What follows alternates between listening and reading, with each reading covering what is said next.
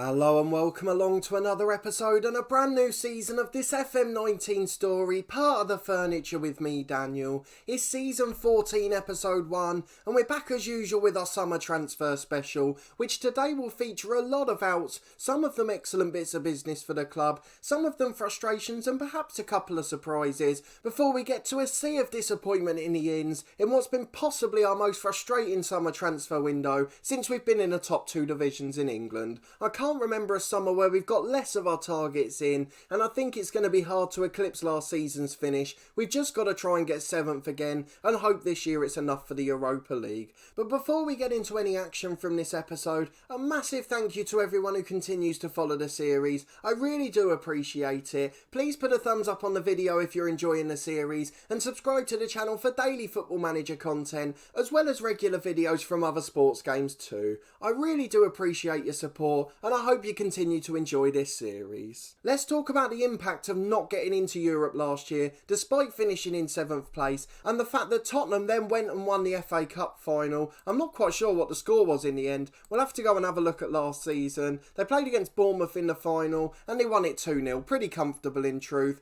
It meant that all of their players were happy again as they were in Europe and were going to be playing football in the elite levels next year, so we weren't able to poach any of their stars like we did with Badger in January.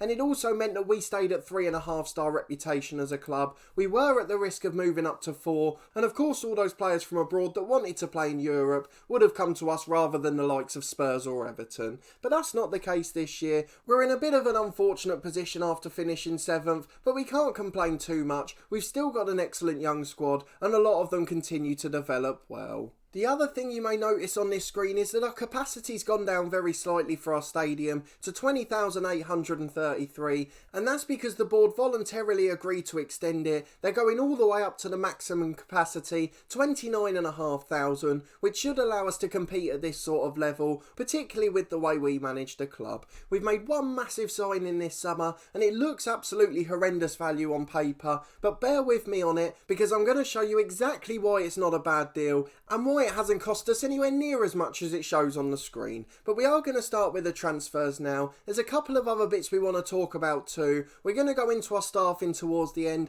A few of you have mentioned seeing certain people. We've had our director of football, head of youth development and assistant manager in situ for a few years now, so we obviously don't get to see them too often. They are key men in this series, just as important as any player, so it's important you get to see those guys too. But let's go to the transfer screen. If you want to see if there's anything still pending at the moment, there is the very simple answer. Darren Palmer's looking at a contract with Hull to go on a season-long loan, one of the few youngsters we haven't been able to get out, and there's another youngster we took a gamble on a free. He's gone across to Brazil to a club I've never heard of, so we'll see how he gets on there. You can see we've rejected loads of offers for first team players, including Bacanes, who was our record signing last year. I'll give you a little spoiler, he's not anymore, but technically he probably still is. And despite his injuries last year and us bemoaning his lack of development, we were actually offered a deal that would have eclipsed what we paid for him, subject to add-ons and certain things working out. But that's not bad at all, and it just shows the transfer market's on an upward curve in this game, so we should make a big profit on a lot of players. But let's go to the transfer history screen to firstly look at the release players. There's probably no one you recognise from the list, just the 4 players going out. One of our young goalkeepers from the youth team, who was in the squad a couple of times but never made an appearance and now can't get a deal anywhere else. He's a Zimbabwe international, so hopefully he'll find a club somewhere, but I think it may be a little difficult for him. The other 3 are all youth players too, so there's not really much to talk about there. And I warn you, there's some big news coming up on this screen, but don't worry about the numbers, I'll explain all in a moment. If we go to all transfers, we're going to focus on the outs first. The ins list is very short. It's been such a frustrating summer, but we have done quite well in terms of players moving out, and there's a lot of names moving out on loan that you probably wouldn't have expected to see. So I will talk you through some of those surprises and why we've managed to do them, and why we've taken the decision to give players who we were hoping to give a chance here a move to another club to get first team football there instead. But if we firstly focus on the outs that we got money for, Darren Watt was the big one of the summer, £12 million for a backup striker. We signed him a few years ago on a free agent deal. I think it was about 2027 we got him. That's exactly right, that summer there. He's never played a game for us. He's been out on loan to so many different clubs. League Two the first year, the Scottish Premiership, and then he's played a few games in the Championship the last 2 years. Scored quite a lot of goals as well, and he's got his big move to Sunderland, where it looks like he's going to be their backup striker. But £12 million is absolutely sensational, and we've got a bit of a sell-on clause for him as well, something which is increasingly important in this game, as you'll see a little bit later on in the episode.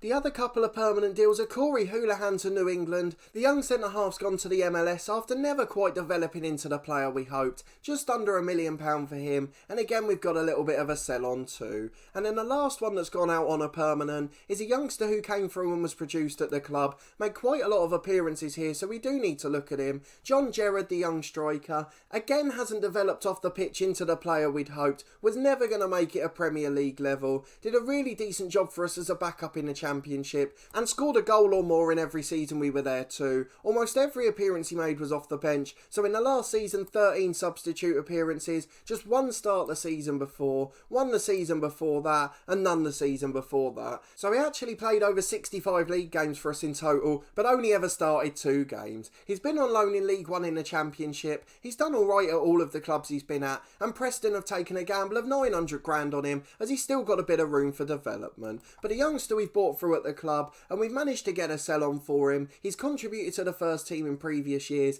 and he's going to be a decent professional footballer. That's all we want out of our academy, as well as the odd star who makes it to the first team. So they're the 3 permanent deals, but on to the long list of loans and the couple of surprises you expected to see. I'm not going to talk about Davis and McNulty, as we'd mentioned they were going out a long time ago. Davis played a few games for the club on loan in the past, McNulty never made an appearance, and they've both gone over to the MLS for free. We wish them the best in the future. But the first loanees going out are Emmanuel Fibrasima, still got 4-star potential, so could potentially make it in the Premier League. It's the biggest club he's played at so far, and it's a good Championship level, so it's proven in his career he is going to make it at that level at the very least. Physically he's absolutely brilliant, so we hope he can continue to develop and maybe become a Premier League player. The next one is Diogo Souza. He's gone back to Basel where we signed him from. He's going to be a key first team player there. He's a wonder kid of course, and we want to make sure we've got a world class right winger without having to pay through the roof for one. So if it means giving him 1 season of football in Switzerland, then in my eyes so be it, as long as we get him back fit and healthy and he's improved and he's ready to be a Premier League pro. He's made his debut for Switzerland, Basel are paying all of his wages, and I can't really see any negatives in that deal. It's better than him sitting on the bench or the reserves at our place, and it's certainly better than him playing under 23 football. The next one along is Ray Probert, probably the biggest surprise of the players we've let go. We mentioned him being our 4th midfielder this year, no matter what, so he got first team football, but in the end he again spent most of his time on the bench last year, and a few games not in the squad at all, and we don't want that to be the case for a player like this. You can see at Norwich he's a key player, and he's already started the first 3 Championship games. He's improving as a result, and that's what we wanted. At 19 now he needs a season of football. He had his mentoring off the pitch last year, went from a balanced personality to fairly determined, and that should leave him ready for first team football now, so we're going to see how he copes with 30 or 40 games. The other reason we've loaned him out is because we managed to get a good central midfielder on a free. Not something we planned on doing, but our scouts picked him up and he was too good not to sign, although that has backfired very slightly today. We'll go and meet him in a moment, but Ray Probert we wish the best to and hope he'll be ready for the Premier League in a year's time when he comes back. He'll obviously be up against the likes of Fibrasima in the Championship, so it'll be interesting to see how all our youngsters get on. Another one who falls into the category of Souza and Probert is Fabian Palacios a bit further down. He's gone on loan to Burnley, who are actually a Premier League side. They haven't played their first game of the season yet. They're the 4 o'clock Super Sunday game after our one, so hopefully he'll get a start there and become part of their first team. Another wonder kid who we didn't get enough football to last year. Only made 1 Premier League appearance, and yes, he started 5 games in the Cup, but that's not enough for a kid to develop. He didn't really develop his attributes off the pitch. His personality improved again because we had him working in a mentoring group, so he went from balanced to fairly professional professional, and that's going to bode well this year. So I hope he'll get at least 20 or 30 games at Burnley, in the leagues and the cups combined. And if he can do that as well as playing for Colombia, I think he'll start to develop, and hopefully we'll see the best of him in the next couple of years. If he does develop, he'll be in the first 11 next year, as centre-half was the main position I wanted to improve this summer, and we weren't able to do it, as we lost out on our main targets. Then if we keep going down, there's lots more youth players you haven't heard much about, but towards the end we got a lovely bit of luck. Rami Hassan went on loan to Luton, and the reason for that, my beloved Luton Town agreed to be our affiliate club. They're in League One at the moment, so not doing quite as well as in real life. They've got some good experienced pros, the likes of Brendan Galloway, who's obviously played in the Premier League in real life, so we wanted to make sure that we could send players there, and Rami Hassan's been involved in the squad already, even coming back from injury, he's been on the bench. So he is going to be a superstar there, and we've obviously got our affiliation with Luton. We're able to send them players on loan, and we're giving them a bit of money too.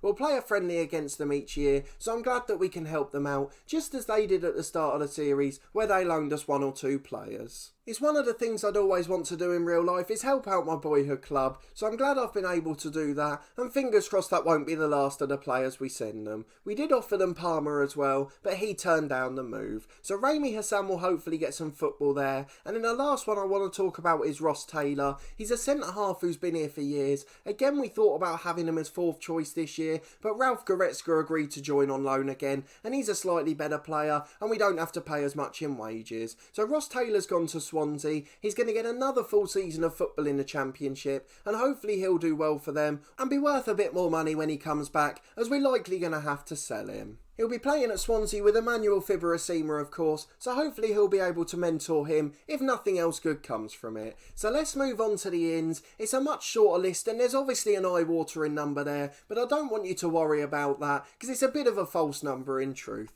But let's start with Juan Manuel Ramos from Real Madrid on a free transfer. He's a 23-year-old central midfielder, very versatile too, can play in a holding role or right midfield, and in the number 10 if need be. He's capped at under 20 level for Spain. He's on 50 grand a week. He's worth 23.5 million. 3-star ability, 4-star potential, and he looks like a brilliant find. We've got to thank one of our scouts, because we didn't do any of the work here. He just popped up in a scout report. They said he was nothing in compensation, and we've got a player of that standard for absolutely nothing bar wages. So I'm delighted with this move. He's a brilliant technical player, as you'd expect from a Spanish central midfielder. 17 passing, 16 first touch, 15 long shots and 14 technique. He's pretty solid across the board physically, and most importantly he's got that 18 natural fitness, so he shouldn't decline as he gets to his 30s. He's got brilliant vision and decent mental stats, so I'm not too worried about him adapting to the Premier League. He's made 35 appearances for Real Madrid, and directly after that has come to Torquay. He played 17 games for them last year, including 10 starts, and the year before he made 16 appearances, so he's essentially a squad player at Real Madrid that's come to Torquay for free. That's a mark of how much progress we've made, and I'm really delighted to have him at the club.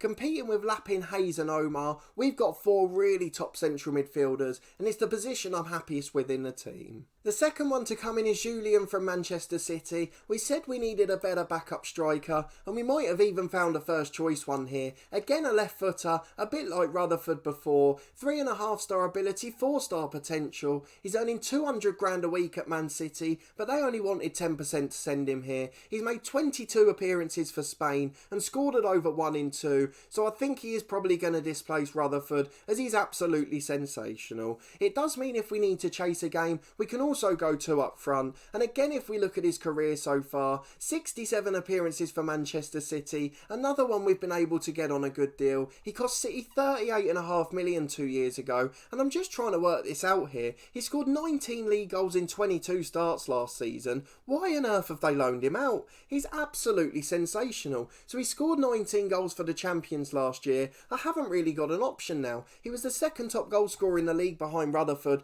I've got to put him in from the start. Julian looks a sensational pro, and you'll see him in action on the first day of the season. It's a big apology to Lee Rutherford, who has incidentally signed a new deal at the club, but this guy is absolutely world class, and we need to get him in the first team. And then on to the big one where I've got to explain myself. We've spoken about Richard Quirk a few times, the player that came through as the wonder kid in our youth intake 6 years ago. We sold him to Southampton for 25 million in the Championship. It funded most of our promotion winning team and probably our first window in the Premier League as well. He really is a top class player. Came back on loan last year, did really well, scored a brilliant goal against Arsenal which almost got us into Europe. And has been a consistent regular for England under 21s up until he reached the age limit last year. We mentioned last season that Southampton wanted 70 or 80 million for him, and there was no way we were going to do that because we didn't want to spend that much on a fullback and blow all of our budget on one player. But if we go back to the transfer centre screen, you can see we've still got 53 million remaining, so we can't have spent 60 million on him, otherwise that wouldn't have worked out well. So it is fair to say there's a little bit of instalments in the deal, but we also forgot one key detail. When we sold Richard Quirk to Southampton, just like we did with many of our young pros, both past and present, we did it when we were in the National League Football League and now in the Premier League as well. We put in a percentage of next sale clause of 50% for all of these players. So when Richard Quirk joined us for 60 million in the summer, we got 30 million of the money from Southampton because we had a 50% next sale clause. So in essence, we bought him for £5 extra million, we sold him for 25 and we bought him back for 30. If you want to look at it the other way, we bought him for 60 million this summer, but with the 30 million in sell-on clauses, the sale we got for him of 25 million is now actually 55 million. So a fantastic bit of business, and it just shows for any of you that don't use it the importance of having a next sale clause, particularly for youngsters who you think are going to be good pros, or you may one day want to sign back if you're doing a challenge like this and moving up the leagues. So we've essentially paid 30 million for him. He's now worth 40 million. He's on 50 grand a week, which is a relatively good wage I think for a player of that standard.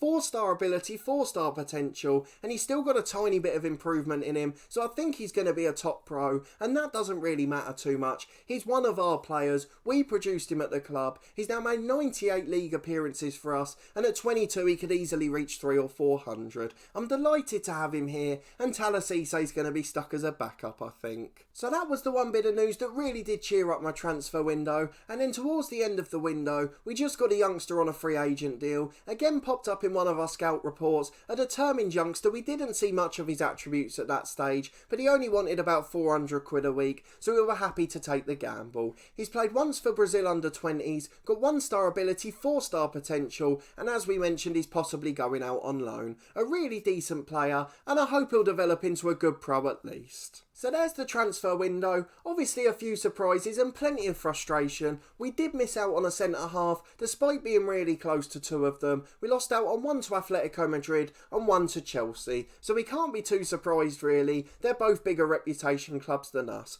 Not being in Europe has really harmed us, but I do feel we've slightly improved our squad. There are a lot of areas where we haven't improved at all. Bacanez is a bit unhappy because we didn't allow his transfer to Chelsea, but it wasn't enough money really, and we didn't have time to get a replacement on deadline day. What we do have to remember is we have a really young squad, so the likes of Omar in central midfield are continuing to improve and will be 4.5 or 5-star ability by the end of the year. Though the thing that has come back to bite us in central midfield is the fact that Dimitri Lapin's out injured for 4 weeks and Ramos has picked up a knock as well. So we've only got Omar and Hayes today. We haven't got any backup options in the middle of the pitch. In addition to the deals we did manage to do, Ralph Goretzka's staying on for another year. With Palacios going out on loan, we now needed him as a 4th centre-half, and he can cover at full-back as well. We didn't know if we were going to get Quirk at the time, so it just meant we had backup options everywhere. I'm really pleased with it. He's a decent centre-half, 3-star ability, 4.5 potential, and we're more than happy to give him games if needed.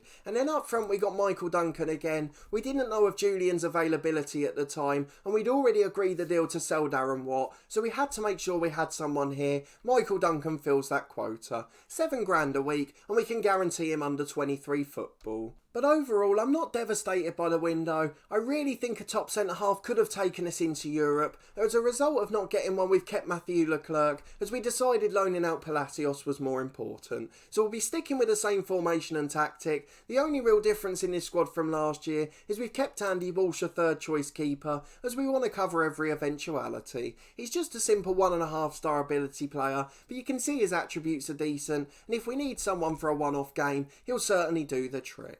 The area in the pitch I'm a little bit worried about, aside from left back where Lidio's still not developing and Lonergan Irwin's not improved too much, although he is looking a fairly decent pro now, is really the wings, particularly the right hand side. Hernan remains our first choice after last year, where he was a little bit disappointing, and Alvaro Gonzalez isn't really pushing on, so I'm not sure who will be first choice out of those. The left wing's a little bit of a concern, as Grant McGregor's not the best backup, but Daniel Kozol is a really good performer, even though his attributes don't suggest he's brilliant. We keep getting offers around 20 million for him, but he's going nowhere while he's playing like this. But that will be all for this transfer special. I'll finish on the transfer history screen in a moment, so you can leave any opinions about the players you wish. What I want you to do is get down in the comments and let me know where we're going to finish this year. I'm really interested to know your thoughts. It's been a pretty interesting summer, and probably not what you were expecting to come back to. We are the 11th favourites this season, but we're close to 7th place Everton, so again we're going to be floating around the bottom of the top half. It's just whether we can sneak into 6th or 7th. We then need a bit of luck in the cup, or maybe we can go and win one of those instead. We've missed out narrowly in the last 2 years. 2 years ago in the FA Cup final in extra time to Arsenal, and in last season we finished 7th but didn't quite make it as Tottenham won the cup. So let me know where you think we're going to finish. Let me know what you think of the signings. Do you do the same as me with the sell-on clauses? You can see how well it worked out with Richard Quirk, and hopefully that will put us above Southampton again, as they really didn't want to sell him. But as promised, we'll finish on the transfer history screen. If you did enjoy this episode, please put a thumbs up on the video. I really do appreciate it and your continued support into our 14th year. As I said, let me know where you think we're going to finish. I'm interested to see what happens this year. I honestly think if we get a few injuries, we could start to slide again. But otherwise, if we keep these youngsters improving, I think we'll be top 6 or 7 in no time. It'll just be a matter of time before it's a regular occurrence. It's just whether we can get there quickly enough to do it before the release of FM20. Subscribe to the channel for daily FM19 content from my 2 long-term stories. This one with Torquay United, where we'll be playing our first game of the season in the next episode. That'll be away to Wolves, where we'll be facing David Crawford again, another one of our heroes in years gone by. And then my Journeyman series, The Head Coach. We're just coming towards the end of season 12 in that one. We're managing abroad for the first time in the series, and we're competing at the top end for certain competitions. So do go back and check out the current season in that one if you haven't been up to date with that series. There's also 3 episodes a week from Cricket 19, the official game of the Ashes. We'll be starting our long-term career mode series on Saturday at midday, and that will continue every Tuesday, Thursday and Saturday. I really am loving the game, so I think that will continue long-term. And there's also weekly content from my Snooker 19 career every Friday at 4:30. But a massive thanks for watching and your continued support with the series. I really do appreciate it, and I hope to see you next time for the first game of the season as we look to make our mark in the Premier League and reach Europe for the first time.